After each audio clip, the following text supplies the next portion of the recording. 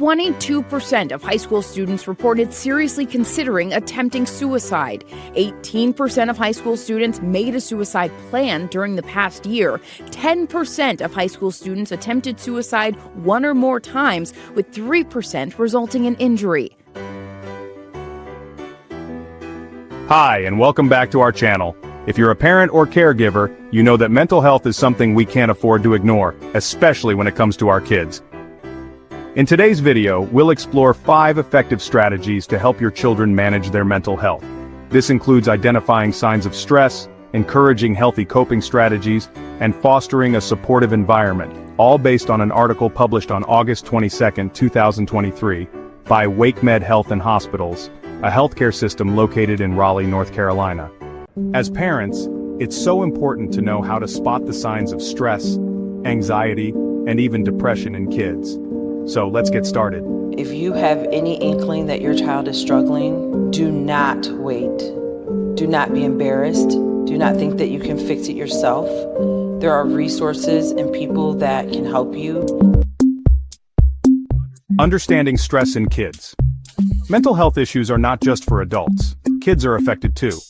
While stress, anxiety, and depression are often thought of as adult problems, the truth is that children experience mental health struggles as well. And it's so important to address them early before they lead to long-term challenges. Kids often don't know how to express their emotions, so it's up to us as parents to recognize the signs. Stress can manifest in many ways. Changes in behavior, sleep, appetite, and social interactions are key indicators. Some kids might sleep too much or too little. Others might suddenly have changes in eating habits. Many might withdraw from friends or overuse screen time and social media as a way to cope. Spotting these changes early gives you a chance to step in and offer support before things escalate. Strategy number 1. Make sure the adults are on the same page. You'd be surprised how often one parent notices signs of stress before the other. Maybe it's trouble sleeping, mood changes, or increased tantrums. If you're seeing any of these signs, it's time to talk. Before jumping to conclusions, talk with any other adults who care for your child. Whether it's your partner, a grandparent, or even a teacher, get everyone involved to create a unified plan. Strategy number 2. Set limits to screen time. We all know how tempting screens can be, whether it's video games, social media, or the news. But in the age of information overload, it's important to limit screen time, especially when kids are exposed to distressing news or events. Overexposure to news can heighten anxiety, particularly when kids are exposed to tragic or scary stories. It can make them feel helpless and worried about the world around them. So it's key to set time limits on how much screen time your child has and make sure to watch the news together.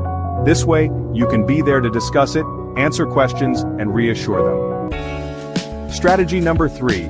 Have an open conversation with your child. Communication is the foundation of emotional well-being. It's essential to keep an open line of dialogue with your child, especially when they're exposed to stressful situations. Start by asking open-ended questions about what your child is feeling. Let them express their worries and concerns without interrupting or dismissing their feelings. Validate their emotions by saying things like, "I understand you're feeling scared," or "It's okay to be worried about that." Also, remind your child that it's okay to take a break from upsetting topics. Sometimes they just need to hear that it's all right to step away from stressful news and take a breather. Strategy number 4. Focus on the positives and offer support.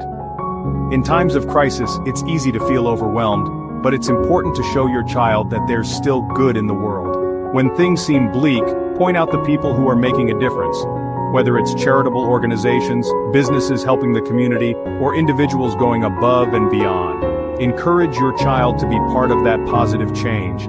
Maybe your family can volunteer together or brainstorm ways to help others.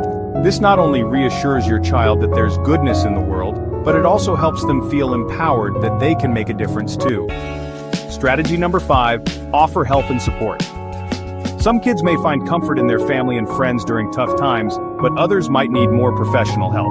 Don't hesitate to reach out to a professional if your child's anxiety or stress seems overwhelming. It's important to remember, as parents, you're not alone in this. If your child is struggling, seeking professional help is just as important as taking them to the doctor for a physical illness.